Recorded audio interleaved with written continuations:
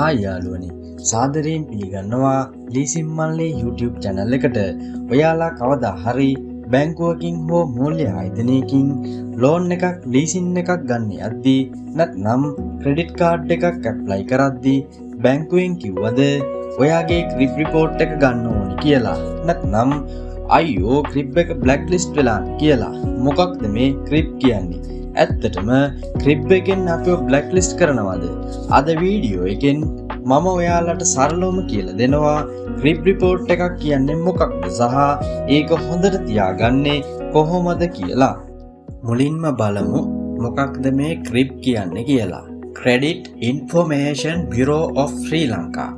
ශ්‍රී ලංකා ණයතොරතුරු කාර්යාංශය.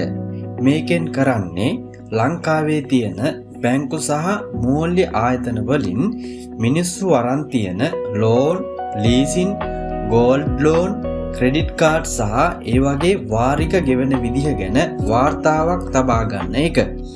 සරලවම කිව්වොත් ඉස්කෝලේ යන කාලේ අපිට රිපෝට් එකක් දුන්නේ අපි විභාගවලට ගත්ත ලකුණු බලා ගන්න. අන්න ඒ වගේ ඔයා මුදල් පරිහරණය කරන්නේ කොහොමද? ණය නිසි වෙලාවට ගෙවනවද කියන එක බලා ගන්න තියෙන මූල්‍ය රිපෝට් එක තමයි ක්‍රිප් රිපෝට් එක කියන්නේ. ගොඩක් අය හිතාගෙන ඉන්නේ ක්‍රිප් එකෙන් අපේ නම් බ්ලැක් ලිස්ට් කරනවා කියලා. නෑ යාළුවනේ, ක්‍රිප් එකෙන් කාවවත් බ්ලැක් ලිස්ට් කරන්නේ නෑ. ක්‍රිප් එක කරන්නේ තොරතුරු එකතු කරලා වාර්තාවක් දෙන එක විතරයි. ඔයා ලෝන් එකක් ඉල්ලුවම ඒ ලෝන් එක ඔයාට දෙනවද නැද්ද කියන එක තීරණය කරන්නේ ඔයා ලෝන් එක ඉල්ලන බැංකුව හෝ මූල්‍ය ආයතනය මිසක් ක්‍රිප් එක නෙවෙයි. ක්‍රිප් රිපෝට් එකේ සටහන් වෙනවා ඔයා දැනට අරන් තියෙන ලෝන් සහ ලීසින් මොනවද? ඔයා මාසික වාරික වෙලාවට ගෙව්වද? ගෙවන්න පරක්කු වුණා නම් දවස් කීයක් පරක්කු වුණාද? ඔයා වෙන කෙනෙක්ගේ ලෝන් එකකට ඇප වෙලා තියෙනවද? ඔන්න ඕවා තමයි ක්‍රිප් එකේ තියෙන්නේ.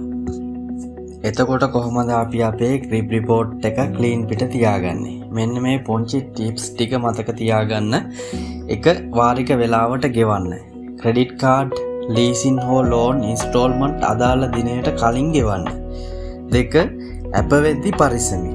ඔයා වෙන කෙනෙක්ගේ ලෝන් එකකට ඇප වුණාම එයා වාරික නොගෙව්වොත් ඒක ඔයාගේ ක්‍රිප් රිපෝට් එකට බලපානවා. 3. සැරින් සැරේ ක්‍රිප් එක චෙක් කරන්න. ක්‍රිප් එකේ ඔෆිෂියල් ඇප් එකෙන් හෝ වෙබ්සයිට් එකකින් ඔයාටම පුළුවන් ඔයාගේ ක්‍රිප් රිපෝට් එක ඔන්ලයින් ගෙදර ඉඳන්ම බලා ගන්න. ඉතින් යාළුවනේ ක්‍රිප් කියන්නේ බය වෙන්න ඕන දෙයක් නෙමෙයි. නිවැරදිව මූල්‍ය පාලනයක් තියාගත්තොත් ඕනෑම වෙලාවක ලෝන් එකක් ලීසින් එකක් ලබා ගන්න ක්‍රිප් එක ඔයාට උදව්වක් වෙනවා. අද වීඩියෝ එකෙන් යම් දෙයක් ගෙන ගත්තා නම් ලයික් කරන්න, අනිත් යාළුවන්ටත් බලන්න ෂෙයා කරන්න. ලීසින් සහ මූල්‍ය ශාස්ත්‍රයේ මේ වගේ වැදගත් තොරතුරු දැනගන්න ලීසින් මල්ලි YouTube channel එක subscribe කරන්න අමතක කරන්න එපා. තවත් වීඩියෝ එකකින් හමු වෙමු. සුබ දවසක්.